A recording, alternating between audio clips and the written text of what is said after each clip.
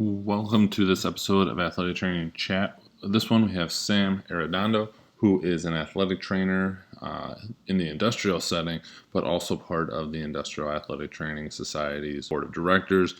He appeared on our roundtable discussion with them, which we'll link up in the show notes. The reason we want to talk to Sam is just because of his unique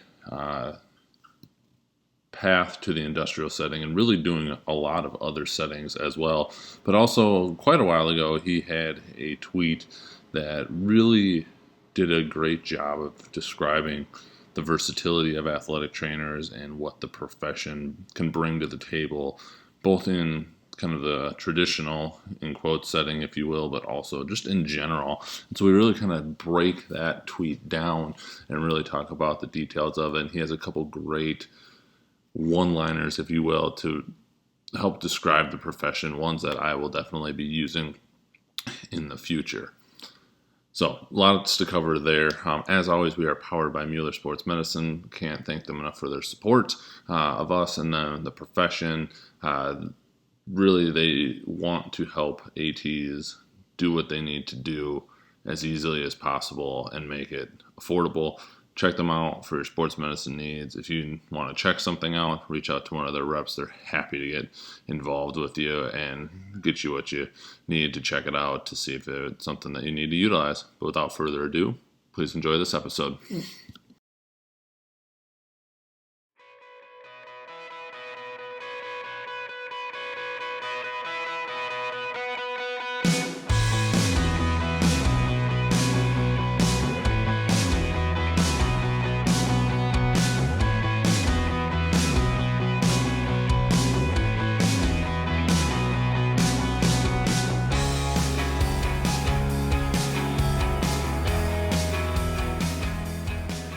Well, welcome to this episode of Athletic Training Chat with Sam Arredondo. If you listen to our roundtable kind of episode with the Industrial Athletic Training Society, you met him on there.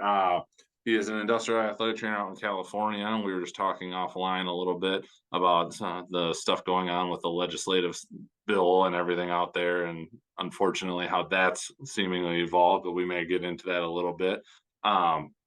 But ultimately, Sam had a tweet quite a while back from when this episode is being released, but it garnered a lot of attention, I think, as it should have. And so that kind of really inspired our conversation, wanting to have this talk. But before we get into all that, Sam, I want to just turn it over to you to kind of fill in a little bit about your background, what you're doing currently, and then we'll jump into the episode.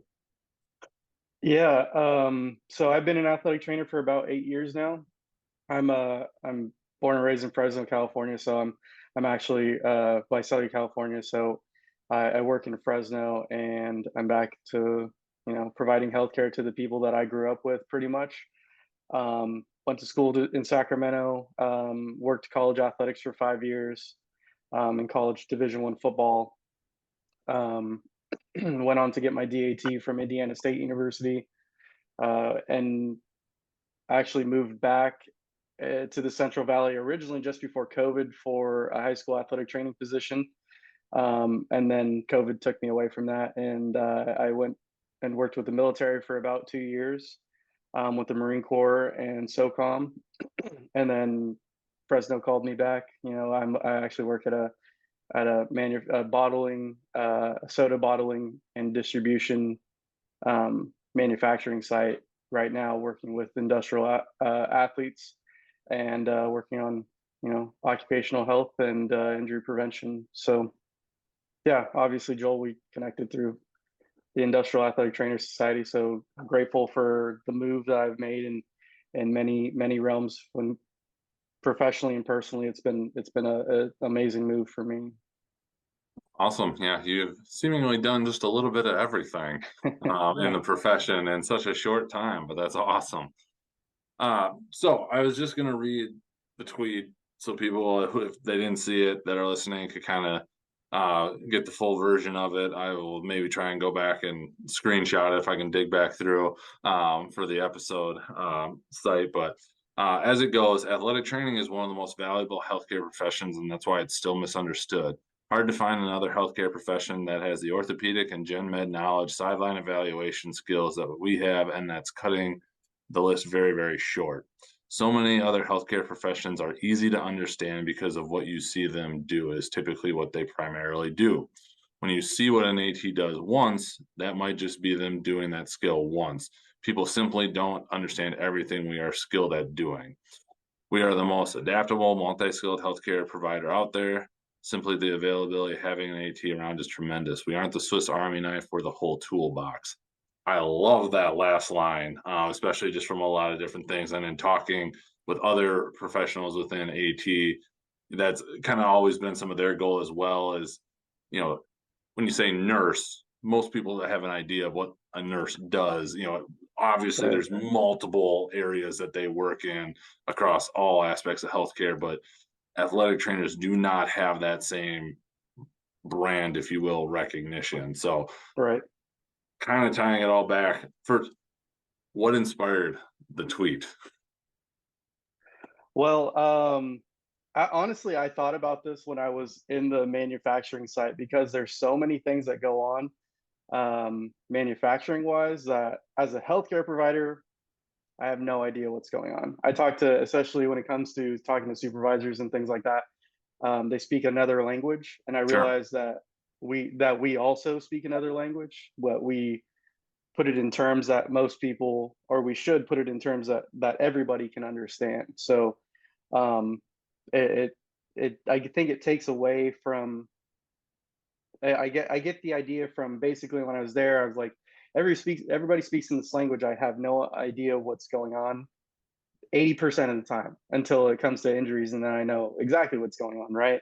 But when I speak that language, they're like I meet the level of the person that I'm speaking to, as we should. I think healthcare should be accessible to everybody, but um, when it comes to other languages that we don't have an experience in, we really don't understand. And especially in manufacturing, it's as diverse as an aspect as anything else can be in the knowledge that they bring in terms of how machines run, productivity numbers. I mean, you name it. There's so many metrics that they track and follow that I realized that okay, I have no idea like how to place a value on these people's knowledge because I don't know what they're saying. I don't know what each of these things are worth and what each of these individuals bring to the table based on their experience.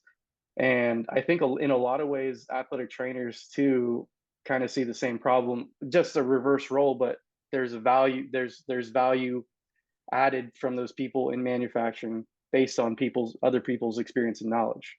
Athletic trainers, I think previously were hired by a lot of non-athletic trainers, people that don't really speak the language and understand everything that we do, because we don't do necessarily hospital care where we're prescribing medications or in most cases suturing people or dealing with very intensive care things, except in that one brief aspect where you may see an athletic trainer doing something remarkable, like in the last I mean, the other day, like 2 days ago, Yep. Bronny James got saved by an athletic trainer, and that staff has had to save two of their student athletes in the last year.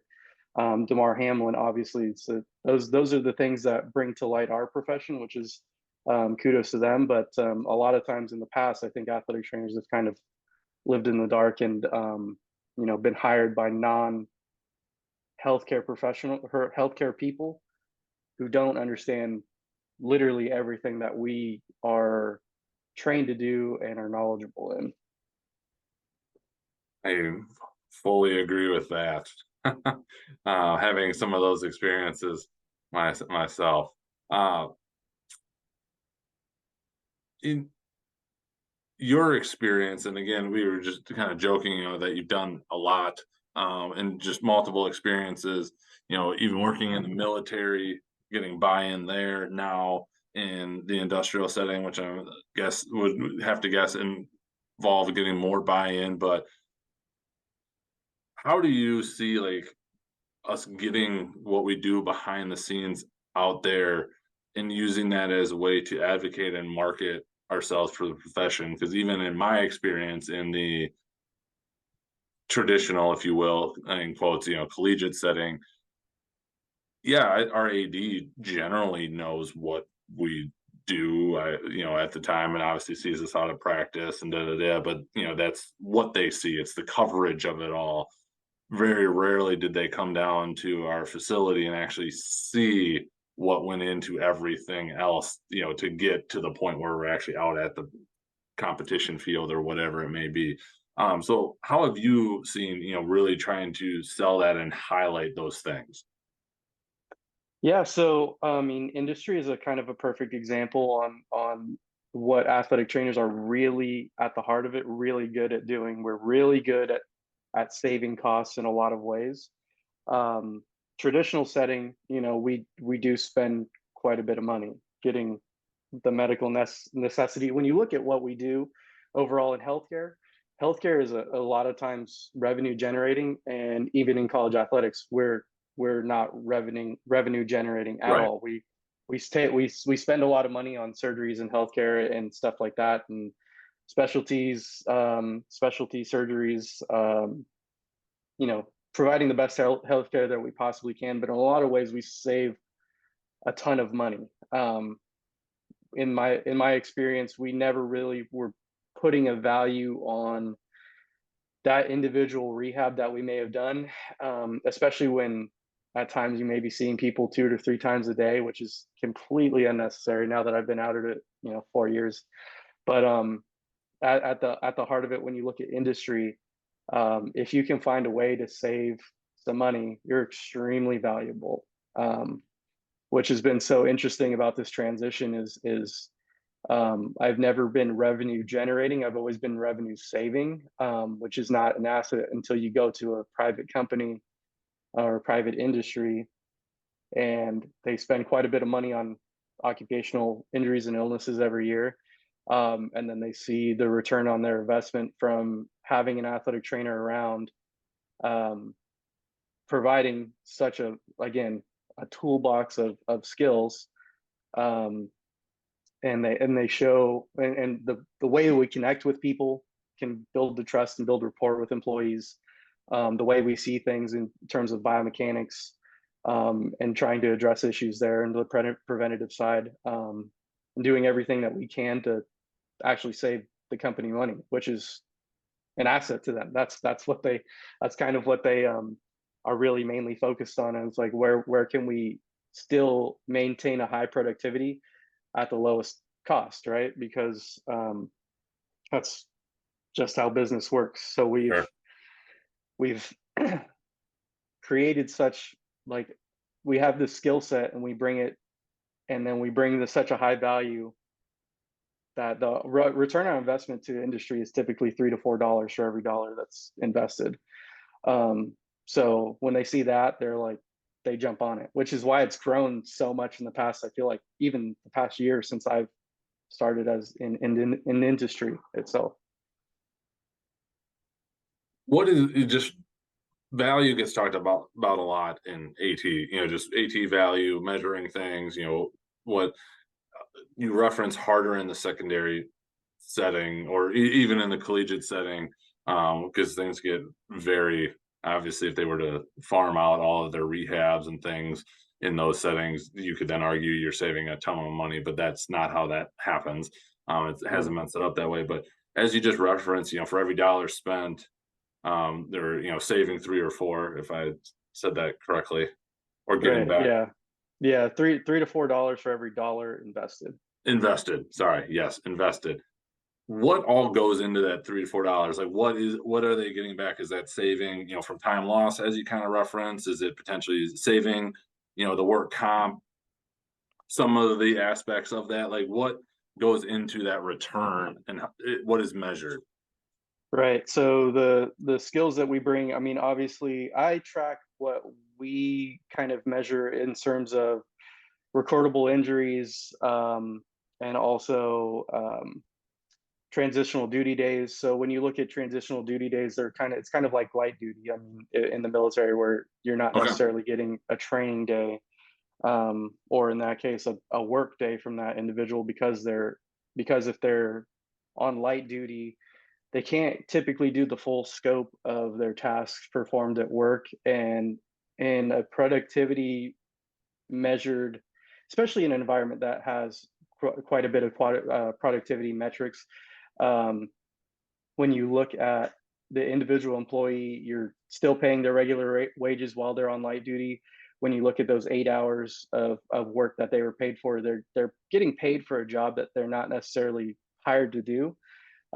So when you look at those wages, okay, how can I translate those wages into something that's beneficial to show what I'm worth? So in the first 6 months that I was there, I think we dropped anywhere from 600 to 650 to 700 transitional duty days just from that time period, from the previous, from July of 2021 to December of 21.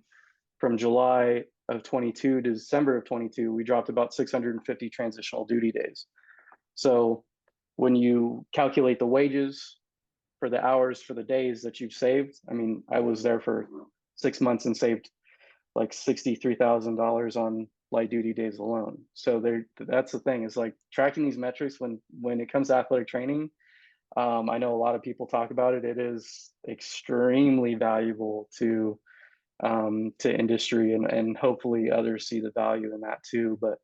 Um, but when it comes to that, there's transitional duty days, there's, expedited care, there's even ergonomic controls where you're preventing injuries before they even happen. Um, so there's a lot of value that we bring, even just the basic healthcare stuff that we do on a day-to-day basis, maybe checking somebody's blood pressure, um, doing measuring somebody's blood glucose, if they're diabetic, things like that, a skill set that we bring um, to everyday college athletes or other student athletes, that I've done in the past. Apply that to an everyday person, and the value is just even greater, because the comorbidities tend to be a little bit higher. So um, things like that are extremely valuable to employers, to really show a value to the healthcare of their employees. And just generally, I mean, a healthier employee is a more productive one in general. So they see it tenfold usually when we come. Yep, and that's good for both. Yeah, exactly. Both the employee and the employer, Right, exactly. generally. Kind of coming into this role, our skill set, as you mentioned, we're not the Swiss Army knife. We're going to talk about that in a minute. We're the whole toolbox. Did you come in and just like lay it all out here, or has it been kind of a slow rollout as you've seen situations or opportunities where it's kind of like, hey, by the way, we could also do this, or I've got the skill set to do this, as options, in your specific role in the industrial setting? I think I think it's really kind of a balancing act. There's things that, there's always, I'm the kind of person where I do a lot of observation before I jump in. I don't like to go into places really, just especially in an industry that's been around for several decades running a certain way. I have no intention of coming in and just, this needs to get done, this needs to get done, and this needs to get Sure. done. I can see it immediately, but you gotta unfortunately kind of wait some things out and be able to show your value. For example, like I created two or three ergonomic changes 11 months in that I knew were a problem probably my first month. Um, and I kind of mentioned it the first time, and now that I've gained a little bit of rapport and connection with people, we've got those changes done, and we're already seeing a benefit to the employees. So um, I don't like to come in and demand, like I build rapport, and obviously educate a lot on what we do, but ultimately I feel like athletic trainers are the ultimate people connectors. I mean, that's just the environment that we're typically in. it's a team environment, a work environment, whatever it is, it's usually the people that you're working with are connected to other people, Right. outside of a clinic. So you have that team oriented mentality kind of most places that we've gone. Um, so I try to build that trust within the individual, and that spreads to the team pretty quickly. I saw it in college athletics. I saw it with the Marine Corps, and I saw it with SOCOM previously too. So um, that's what's been successful for me. So I've continued to use that, and it continues to show success for me is really connecting with people. I mean, just honestly, just being able to talk to them about their day. So um, and I feel like I have a hard stop on the first like 30 to 60 days. I don't really create any really change until I connect with people. So it's really about rapport for me first, and then the changes will come pretty quickly after that. I mean, when you can create 3 changes in a month and having a positive impact, it's easy to get changes rolling now. Um, but yeah, it's still misunderstood everything that we do. So Sure. people people see me run the stretches. That's the kind of one of the first changes that I've made, but they also don't realize the wound care aspect that I have, the orthopedic knowledge that I have, you know, it's I'm still teaching every day because also we constantly have new employees. So Sure. and and again, that's where I see you see the skill set of like we're knowledgeable in so many things, but some people have only seen me perform that skill once. Right. Um, but I've done it numerous times, other places, or in other experiences. Other things that they see me do every day is running pre-shift stretch, walking the floor, connecting with people, being, making myself available to people in terms of any healthcare questions that they have. Um, but it goes so far beyond that. I sat down with the plant manager about 6 months ago, and he was still like, I am amazed at how much and the experience that you bring and stuff like that. So even then, 6 months in and 6 months since, it's still kind of lost on them, because they For see sure. one thing consistently and a lot of things sparingly. So Yeah, I've run into that. We do some work with the local fire department. We came in kind of from a fitness performance aspect, just the way to get mhm, it set it up, not so much strictly as the athletic training services and, mhm, you know, trying to come in and not be like, we're forcing you to do this, but like, I want to know, like, what are the things of your profession that really are challenging? And can I take what you're telling me and implement it into what we're trying to do? And then all of a sudden you could see more buy-in and some like lights flickering when we could explain why this was important or, mimic some different things. And really, that was always a huge thing is, asking those questions and almost kind of getting it to the point where they are saying what you've wanted to say, but because it's coming from them, it's now almost more accepted because it was more of their idea, if you will. mhm. Even though you were wanting to make it happen, I think everything you said is so important to get that and not be the one that's just coming in and changing things for change's sake type of a Yeah, scenario. right. Like even just talking about like biomechanics and movement, no movement is necessarily bad until you do one particular movement thousands of times, which what some of my workers tend to do because the manufacturing side of things, Yep. it's repetitive, which makes the work predictable. But you do one thing wrong one time, and that's maybe it's not really an issue, and then you do something wrong 1,000 times, it becomes an issue really quickly. So even then, you've got the buy-in of the employees of that have that learned experience of having been injured or hurt or in some way uncomfortable, have some discomfort, that buy in really quickly, and those that haven't been injured buy in a little bit slower. So even I just try to share the knowledge that I have in terms of improving and increasing and speeding up that learned experience. I'd rather somebody know how they're going to get hurt, um, rather than finding out when they're hurt. Right. That's the big thing Sure. in terms of injury prevention. Um, and that's what I tend to see is I have a pretty solid 90% buy-in, 50% of people that have already been hurt, 40% of people that haven't been hurt yet, and 10% of people that are really still trying to get a buy-in. And I think you still always have that kind of 10% just about everywhere that you go. It's like you have the 90% that you can reach and are going to reach, and then you have that 10% that are unfortunately either going to have a learned experience themselves, or it's going to take just a lot of years in connection with people to be able to get that 10%. Um, trying to create change for that many people is um, valuable in and of itself. If you can get those 9 out of 10 people. Absolutely. And almost every sport, that 9 out of 10 would get you into the Hall of Fame, so you're doing pretty good there. And some, you'd be the best ever.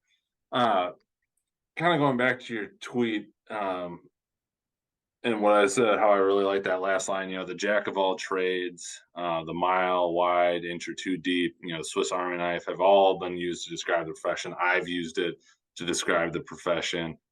You had mentioned, we're the whole toolbox. Where did that come from? And what does it mean, and how would you explain it versus those other kind of descriptors? Well, I was in our maintenance office when I thought of that, so that's where I probably got the toolbox Ah, thing. nice. Yeah, so I mean, I've done jack of all trades too. I've done Swiss Army knife. I've said Swiss Army knife a million times. And when you look at what a Swiss Army knife does, it's extremely useful, but it's never just as good as a single tool, right? And that's kind of where people like get the point of like, well, we're not specialized in anything. Um, but I would argue that we're generalist specialists. Shout out to the DAT for teaching me that, and other experiences, bringing other experiences to that are so applicable in so many realms. Um, in terms of the diversity of our profession too. Um, but when you look at a Swiss Army knife, right, you're never going to have just like you're never going to use that to do a job where like I know I need a screwdriver for this, Yep. unless you just have the Swiss Army knife. You might use it, but if you have that or a screwdriver, you're going to use a screwdriver. That or a larger knife to do a job, you're going to use the larger knife. And that's kind of where I was thinking, like that's not what athletic trainers are, though. We're not just the available small little tool that can do things, but is not as good in other realms, right? But we really are a toolbox in the fact that um, bringing those, I mean, literally those other tools that we have to the table in terms of emergency care and management, orthopedics, rehabilitation, injury prevention, even in the realm that I'm at now, ergonomics, and looking at things like the hierarchy of control.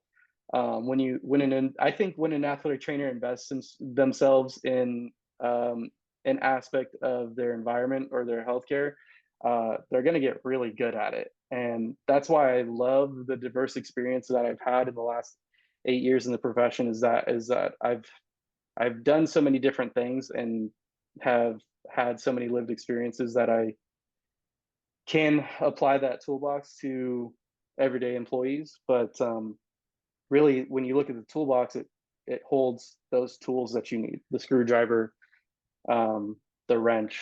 I mean, you can take it with you. It's still portable. It's still mobile.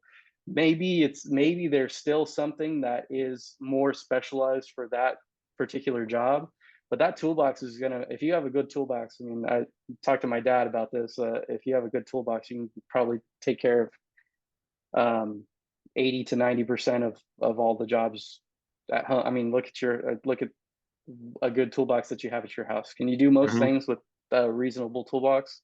Absolutely, and you can do it to a relatively high level, based on your handiness. I mean, I'm not a handyman myself, but if you have the experience, for sure, it I know works. how to look it up on YouTube to at least be dangerous. Yeah, exactly. I've changed parts of my truck that I probably shouldn't have on YouTube. So, um, but yeah, that's that, and that's where that came from. You know, it's somebody that has so many different, hands to the fire, tools that we've learned, experiences that we've learned, um, that really brings that experience and just applies it to whatever environment that we're in. And those jobs can get done to a very high level. When you look at the orthopedics rehab, the performance side that you've probably done too, the ergonomics that I do every day, and the biomechanics that I check out and look at, um, I can guarantee you there's people out there that are better at those jobs than I am. I mean, I can tell you people offhand that right now that I know are better at those jobs that are at a different profession than an athletic trainer. But if you ask them to do the three or four other things that I think I can do to a really high level, they're not able to, or they don't have that experience, which is it's fine because I think everybody has their place in healthcare. I'm a big believer in that. And I think athletic trainers are in the next 5 to 10 years to answer. I mean, to to kind of preview what you ask most people. I mean, I think they're going to be one of the most valuable, if not the most valuable, healthcare professional that you can have around outside of probably a nurse. And and even when you look at nursing too, compare those two. Like, the nursing has a diverse amount of settings that they work in. Athletic trainers are starting to have a diverse amount of settings Mhm. that they work in. Um, just our number is so much smaller. Right. When I looked at, and that's why people still don't understand that we do what we do. There's 55,000 athletic trainers roughly in the United States, and I think there's 4 million nurses. I looked up the stat. I wanted to see the. I was so curious at what percentage of the world we made up. Like, I think I had another tweet probably like a couple days after that, or a week or so after that, because I wanted to know what percentage of athletic trainers made up the population in the United States. I tweeted it wrong. It was like 1.6% initially, but it's really 0.16% of the profession. I think there's one athletic trainer to every, um I'm gonna butcher this, but it's like 6,000 people or something like that. But Sure. Sure. when you look at the skill set that we bring, I mean, our population is still so small, and Yep. that's why we don't necessarily have the recognition that we do, because we've been in those smaller niche areas, and I think we're really starting to expand and reach more people out there. That's a really good point. How like how you worded that. Since you were previewing and semi jumping ahead, anything else around this topic and the tweet and that you want to talk about? If not, we can jump into the rest of the athletic training chat questions. Um, yeah, it's really, I want to touch on. I mean, those. I think I'll probably just talk about what I see from 5 to 10 years. For the athletic training profession, like. And I love Andy Hayes, from Go4, who's just probably the strongest advocate for athletic training from a non-AT standpoint that I've For ever sure. seen. But he says that athletic trainer is going to be the most in-demand, um, healthcare professional by 2030, and I really believe that. I really strongly do. I think even at a point in 2020 during COVID where I thought about leaving the profession, and I realized that, um, I did a lot of reading like you, Joel. I'm not as well read as you, but I do some reading, and when you talk about the generalist specialist and just the idea of what we are and who we can be and where we're going in comparison to where we've been even in 8 years ago when I started as an athlete trainer. I really strongly believe with the unfortunate and fortunate attention that we've gotten recently, in the terms that we were there when we're needed, and we people realize how strong of an asset we are to have around.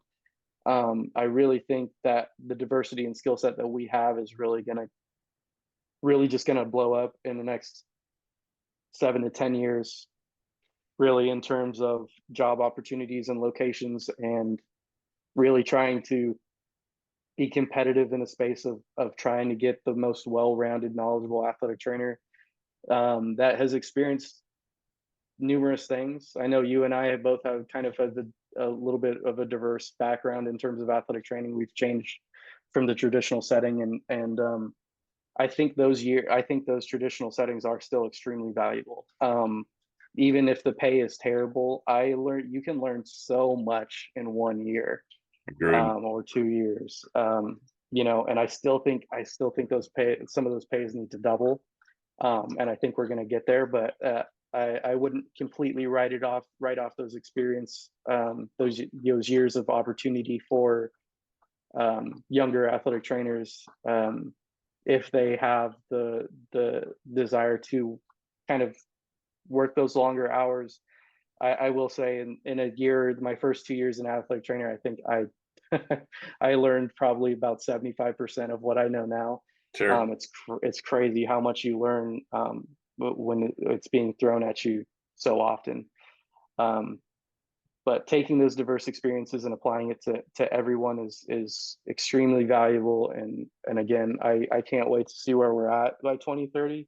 Um, and seeing those salaries probably jump up tremendously based on where we've even just been in the last year. A huge advocate for paying just for the availability of an athletic trainer.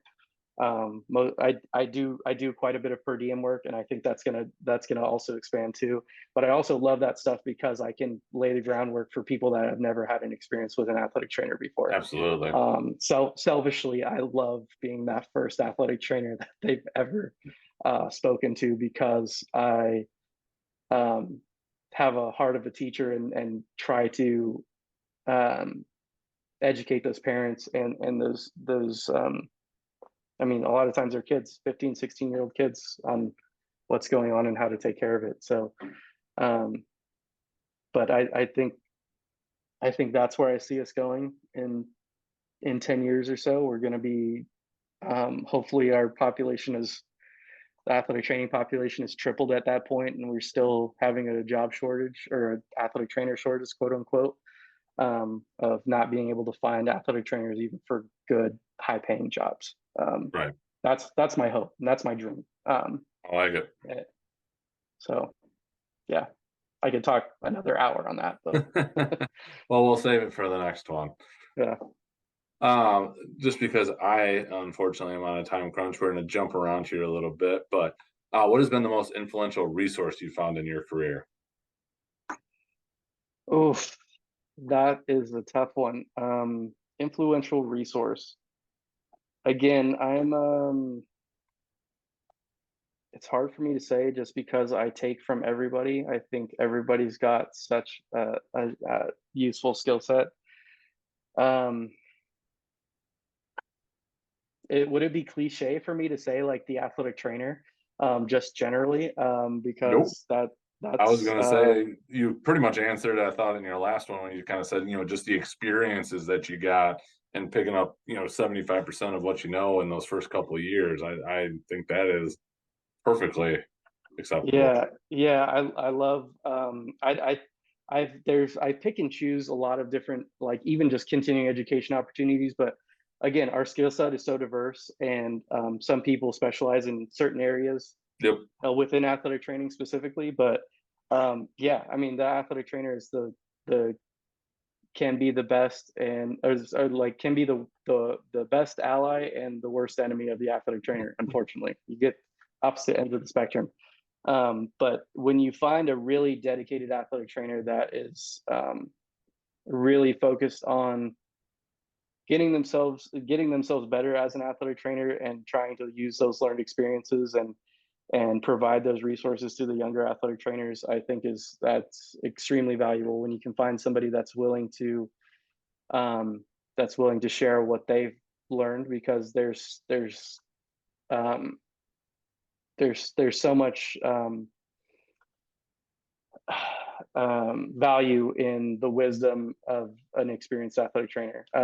Even I just spoke to him the other day, but Don Moreno over at New Mexico State, he gave me my shot at New Mexico State after I gave him probably the worst interview of my life for a GA position. But from day one, he trusted me, but also just guided me in a way where I said, I've learned so much, and he believed in me to make the right decisions when the time came, and but also we could sit down in his office and we could look back and see how I managed a case and say, hey, try this next time, and just be open to the idea of improving yourself as an athletic trainer from those experienced athletic trainers, because it really is, when you find the ones that really truly care, honestly the best thing about this profession is connecting with other people, but really seeing that light bulb click for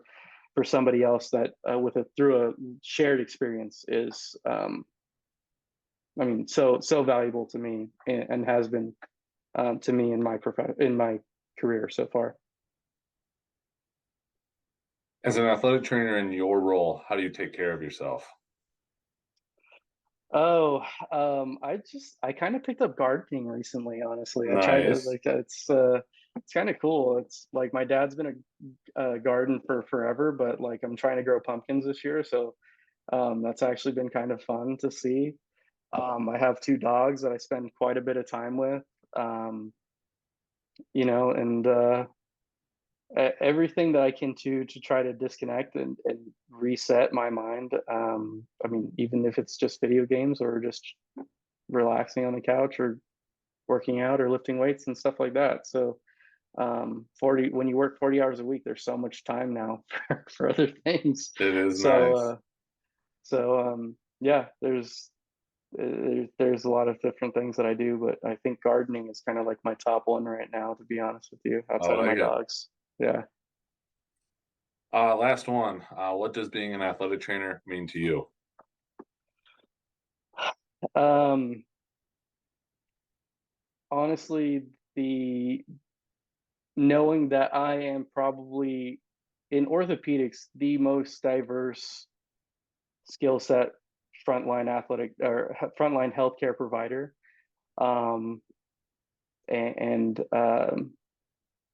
really having the privilege to gain the trust of others when they're probably needing help the most, to be able to be that person that other people can um, share their pain with, and their progress with. So um, healthcare is a privilege, and we're privileged every day to be able to help.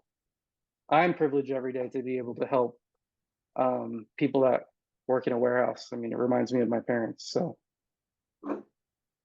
Awesome. If people want to reach out to you, connect with you, ask questions, what would be the best way for them to do so? yeah, I'm on Twitter sparingly now. I used to be quite active, but SamG_ATC is my Twitter handle and my Instagram handle. So I guess you could find me on Threads too. That's a thing now. Yes, I'm it pretty is. active. I'm pretty active on LinkedIn. It's just Sam Arredondo. If you can search me up, and it'll athletic trainer, you'll find me. I think I'm the only person with that name. So Awesome. Well, I appreciate you elaborating on the tweet and providing a new way for me to describe what we do. So that is much appreciated, and we'll definitely do a follow-up to talk more about the evolution of the profession in the future. for sure, I'm looking forward to it. Thanks, Joel. Thank you. Thank you for listening to this episode. I hope you took away a couple unique ways to describe the profession and just the versatility that we bring to the table as athletic trainers. I know, again, it was very useful for me to hear a lot of those things. We just want to thank you for listening. With your support, we do run an ad for Spotify podcast. We appreciate you listening to that. Every small amount of money that we get from that goes directly into either our Throw a Lifeline program, or we have now been able to donate 2 Mueller recovery tubs to couple of athletic trainers that truly needed them to help prevent anything catastrophic from happening with exertional heat illness. So directly got funded by the listeners of this podcast. So we thank you so much for that. I really hope you continue, and that if there's people you want to hear, let us know. If you want to be speaking, also let us know. We'd be happy to talk to you. But we hope to catch you next episode, and thank you again for listening.